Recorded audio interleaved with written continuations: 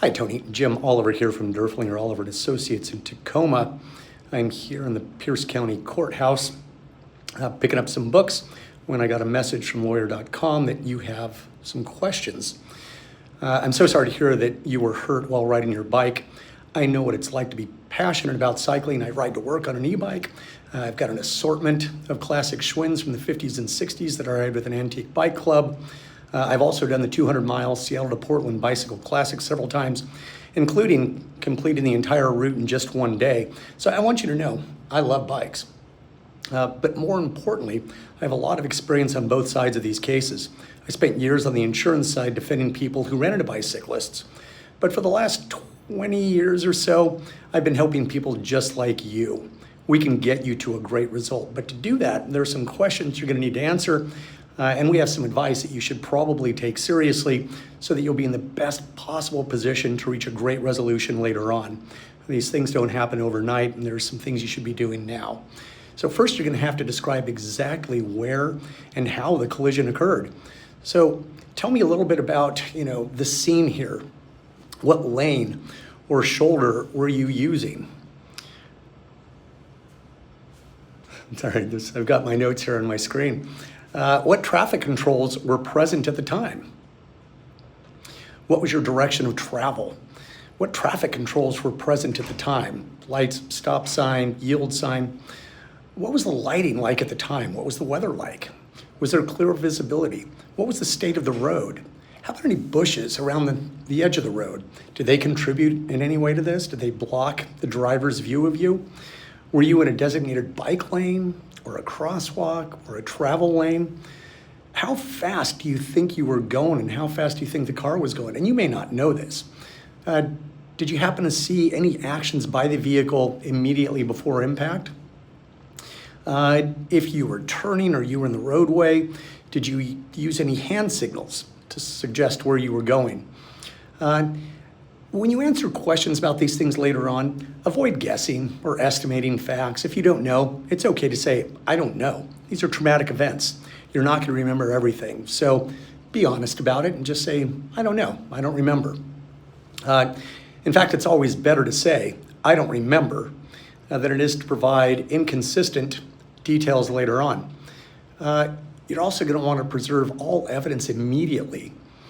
Physical evidence can make or break a case. So emphasize, preserving that information or that evidence from day one. So keep the bicycle, keep the helmet, keep the clothing, the shoes you were wearing, if you were wearing lights or had a backpack, if you had a phone at the time. Do not repair or throw away any damaged equipment, no matter how minor it seems. You're going to want to keep all of that. Photograph your injuries, right? And take these pictures repeatedly because bruising evolves and injuries become more visible over time before they become less visible.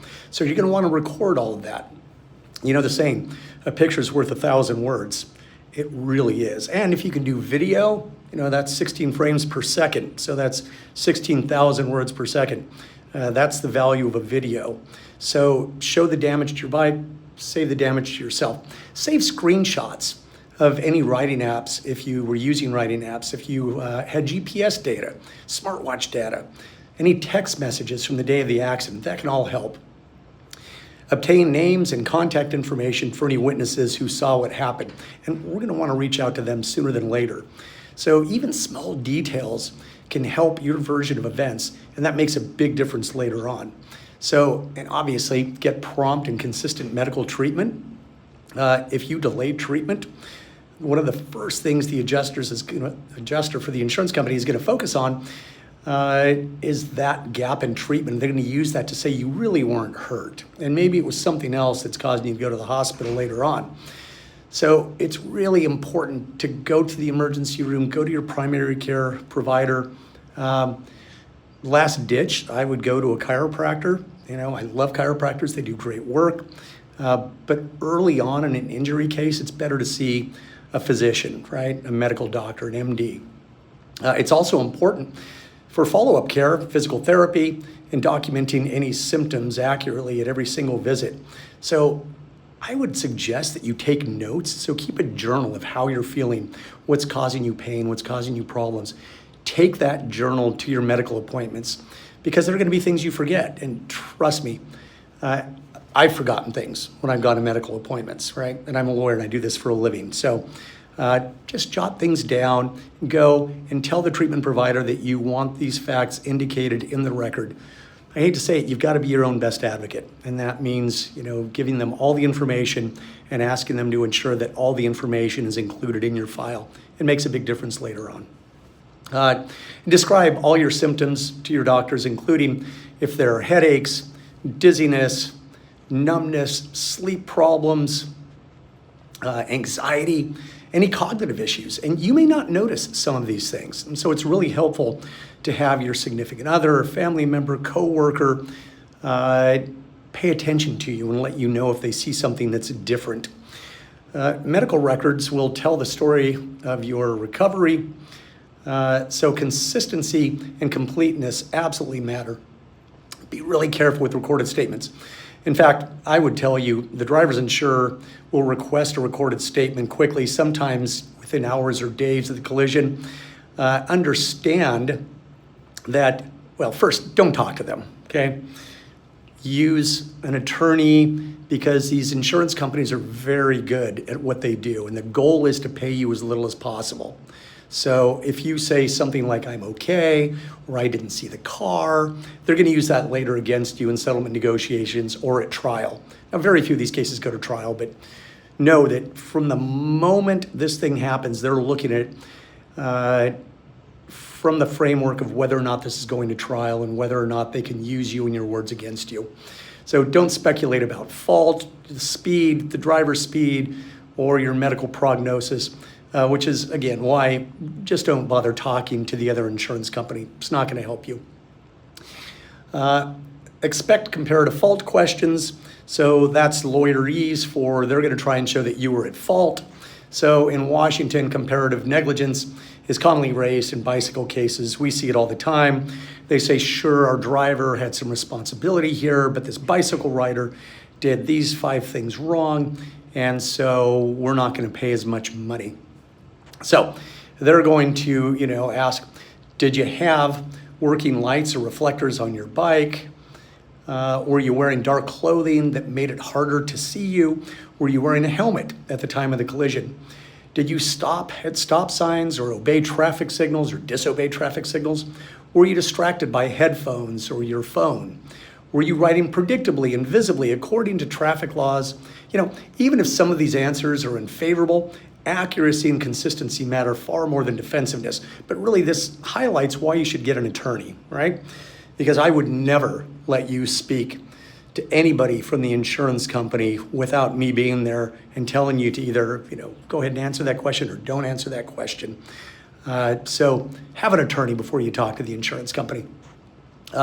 Keep a detailed journal. Like I said, you're going to want to track your pain levels throughout the day. So on a scale of 10, with 10 being absolutely awful and 1 being very little to no pain whatsoever, if you're having a headache on, say, May 25th, 2026, you would indicate headache, right side of my head on a scale of 10, with 10 being awful, it was a 7 or an 8, and it was a sharp pain or a burning pain, tingling pain, whatever it was. So make that description.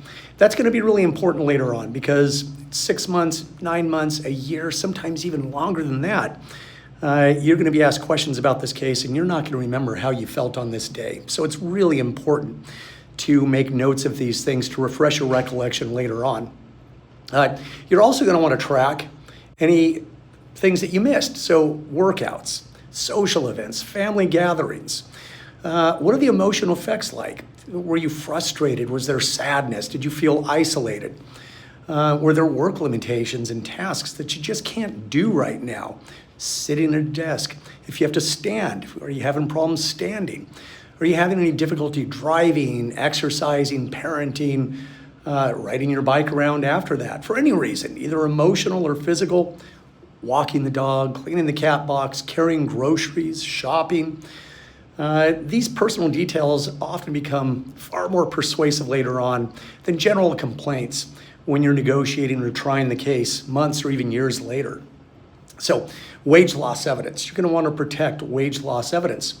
Financial damages are easier to prove when the documentation is organized early on. So save pay stubs, work schedules, tax returns, and any communications with your employer about any missed time.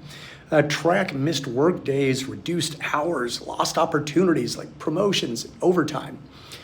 If you're self-employed, you should preserve invoices, calendars, contracts, and business records that show income before and after the collision. The more specific you can be with the records, the harder they are for the insurance company to dispute later, and that means more money in your pocket later on. Avoid harmful social media activity. In fact, I tell my clients, don't even post to social media on this, right? Just go radio silent. They're absolutely going to get into your social media. If you're anything like me, social media is generally where I'm living my best life, right? They get a hold of that. We had a client recently who was in the middle of a messy divorce and was trying to show the world that he was doing great and showed this, active lifestyle. And the insurance company came back later and said, how badly can he have been hurt? Look at this video of him at a friend's wedding, yucking it up. Well, there are two sides to every story. Let's eliminate, one of those sides for the insurance company, which is what is shown in your social media. So photos of travel, exercise, social outings, or cycling may be taken out of context and used to suggest that you're just not that injured. So obviously avoid that. Let's see here. Let me scroll up a bit.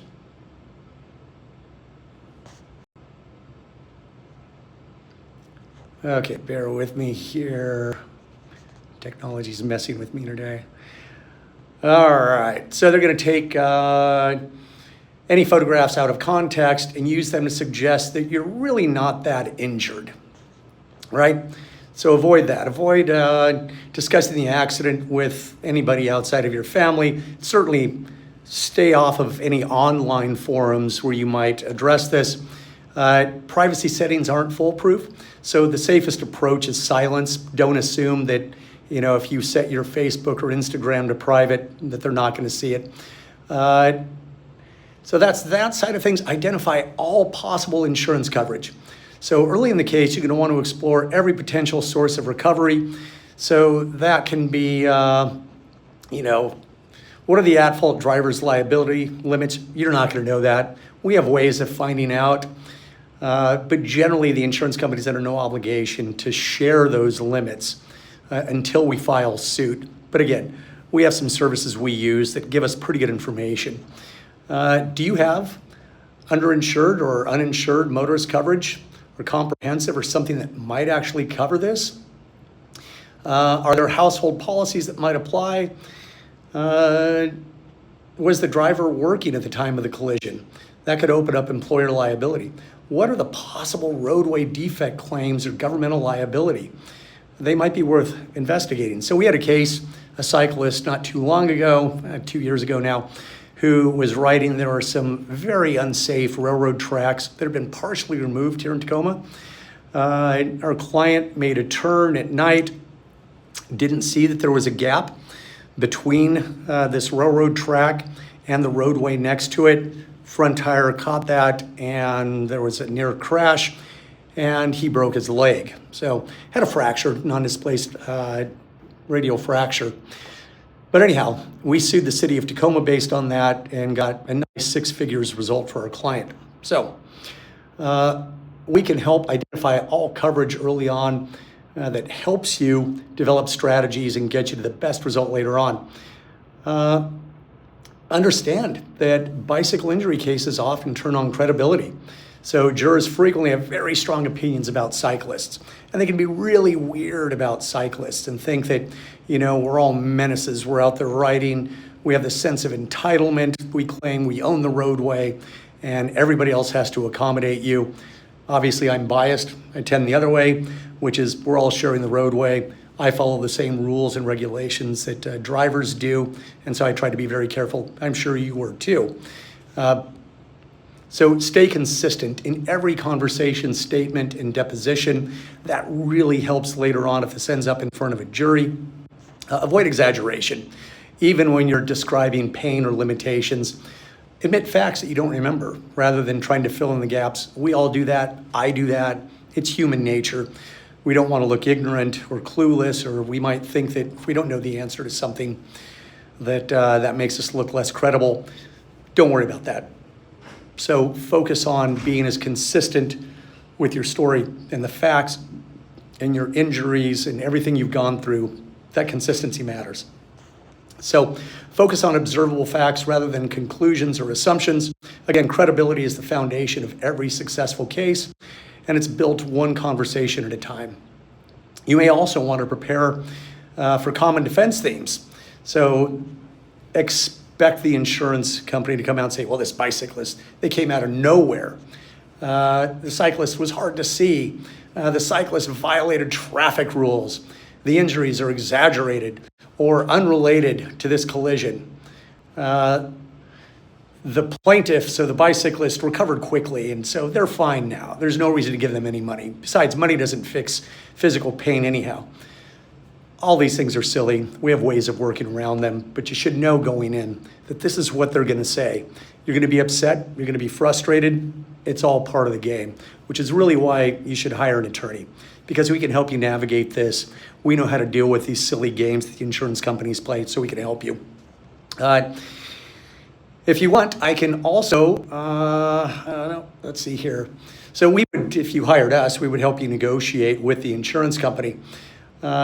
We'd send off a preservation letter, so that way we can have, if there was any video evidence, if there were any businesses around the scene that had video cameras that may have captured the collision, we'll send those off immediately. You know, you generally have 30 days, sometimes as few as 3 days. So time is really of the essence here. We would help you with a liability investigation tailored specifically for your bicycle case here in Washington State. Those are kind of the high points. I know I've thrown a lot at you, so I would suggest that you give me a call at Derfling or Oliver in Tacoma. The call is free. Our phone number is 253-683-4180. We do a lot of personal injury cases. I spend a lot of time on bicycles. We've helped a lot of people in your situation. We can help you too. So call us today for the free consultation. I love meeting with our people. I can come up to you. It looks like you're in Auburn or Kent, so we can definitely come to you. Again, that's absolutely free. We'll do a full intake and identify every potential issue and everything that you can be doing right now and we can be doing to help you to get to the best result later. So anyhow, give us a call. Jim Oliver at Derfling or Oliver & Associates in Tacoma. Phone number 253-683-4180. We all really look forward to helping you. Bye-bye.